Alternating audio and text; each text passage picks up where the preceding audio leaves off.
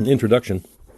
This book is both a history of events and a memoir of a personal association that began 20 years ago with a part of the world very few Americans cared or even knew about at the time. When I first arrived in Saigon in French Indochina in July 1946, less than a year after the war in the Pacific and on the Asian mainland had ended, there were only a few Americans in the country, a slim diplomatic staff headed by a consul general and information officer named Joe Robinson. Joe was the first American I ever met with that special fondness for the Vietnamese people and for things Vietnamese that so many Americans, myself included, have come to acquire. A graves registration team whose ghoulish task it was to recover the bodies of American flyers lost in the Indochina jungle during the war, and a number of intelligence officers. 10 months before I came, one of the latter, Lieutenant Colonel Peter Dewey, while riding in his jeep on a road outside Saigon, had been shot to death by a band of men supposedly attached to the Viet Minh. What was the Viet Minh? Who was this strange little man who wore a scraggly goatee and called himself Ho Chi Minh? What, in fact, was Indochina, and of what possible importance could it be to America and to Americans, so many tens of thousands of whom were only too happy to say goodbye to the Pacific and to Asia after the long and difficult Japanese War?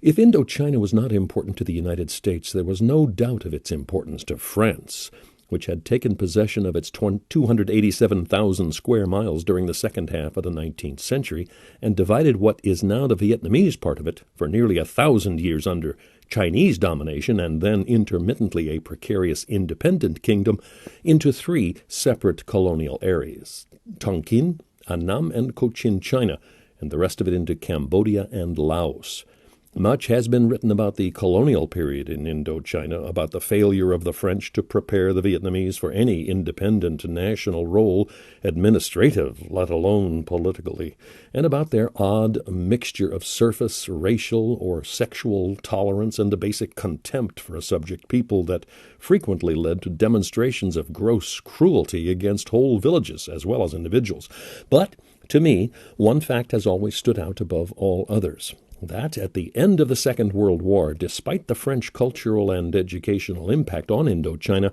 which was not negligible at the higher levels, 80% of the Vietnamese people were illiterate. And that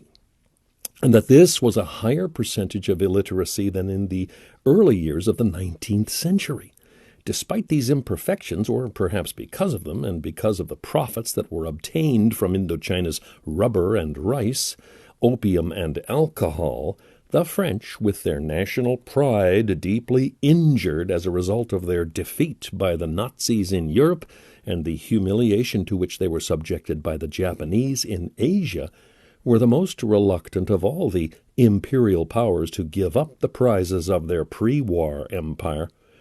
In the late summer of 1945, the French returned to Indochina with the help of British and Chinese occupation troops, but their freedom of movement was initially limited to the south. In the north, the newly created Republic of Vietnam, headed by President Ho Chi Minh, the leader of the Viet Minh, a contraction of the Vietnam Lap Dong Minh, the League for the Independence of Vietnam, had taken over in Hanoi as an independent government. In March 1946, chiefly in order to assure the withdrawal of the Chinese occupation forces in the north and the re-entry of a limited number of French troops there, France recognized the Republic of Vietnam as a free country with a separate government, a separate legislative body, and separate finances within the Indo-Chinese Federation and the French Union. However, the French refused to follow through on their recognition by providing the new government with suitable guarantees and economic assistance, and in contravention of agreements they had made with Ho Chi Minh to hold a referendum in the South, they established their own new puppet regime in what was then still Cochin China, but is now part of South Vietnam. Neither the proposed Indochina Federation nor the French Union, which were little more than contrived theoretical devices by which the French hoped to regain their military, political, and economic position in Indochina, ever became viable in the Far East.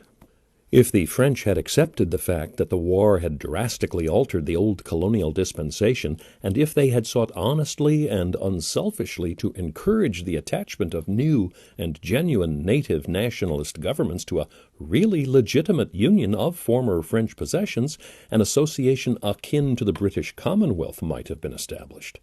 The fact that they failed to do so was essentially their own fault, but part of the blame and the responsibility for the turmoil that followed belongs to the United States, which during the Second World War had repeatedly enunciated the principle of post-war independence for colonial peoples. After the war, we seemed to forget about most of these promises, or we hedged on them. The premise on which the various sections of this book were written, dealing as they do with different periods of the last 2 decades, but largely with the events of the last 4 years, is essentially the same throughout, that a revolutionary condition existed in Indochina all along. Once that should have been regarded from the start by the Western nations for what it was, a truly Asian revolution, representing the legitimate hopes of people throughout the region to be free of any domination, either that of their former colonial masters, of old or new native tyrants or satraps, or that of the communists. Unfortunately, while the communists were quick to take advantage of the revolutionary opportunities in Indochina, the Western nations, especially France, did not face up to the realities of the situation.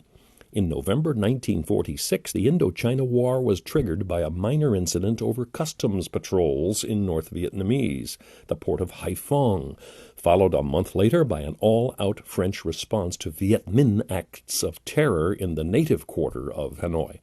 The brutal conflict, which lasted 8 years and cost the French colonial forces 74,000 dead and 200,000 wounded, and which the United States helped finance, culminated in the great French defeat at Dien Bien Phu in May 1954, immediately followed by the French surrender and by the settlements at the Geneva Conference that summer. Under the terms of these agreements, North and South Vietnam were recognized as 2 separate nations, with capitals in Hanoi and Saigon, and the independence of Cambodia and Laos, which had been painfully but more peacefully evolving through long negotiations, was also guaranteed.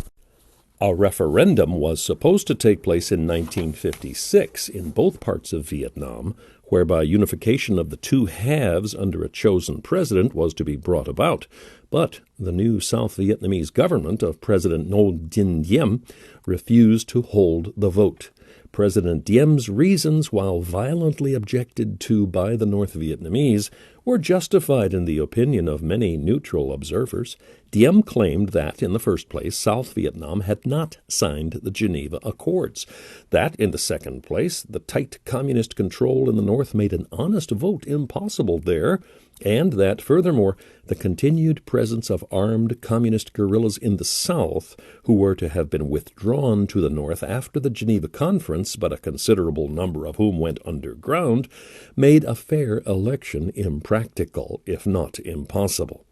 In South Vietnam as well,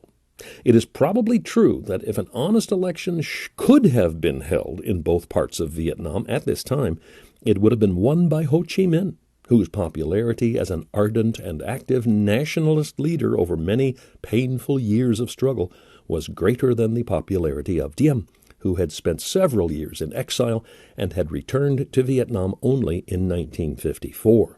In the first 2 years of his regime, Diem had done remarkably well in establishing a new government against numerous political obstacles, but it cannot be said that he had ever captured the imagination of the Vietnamese as Ho had.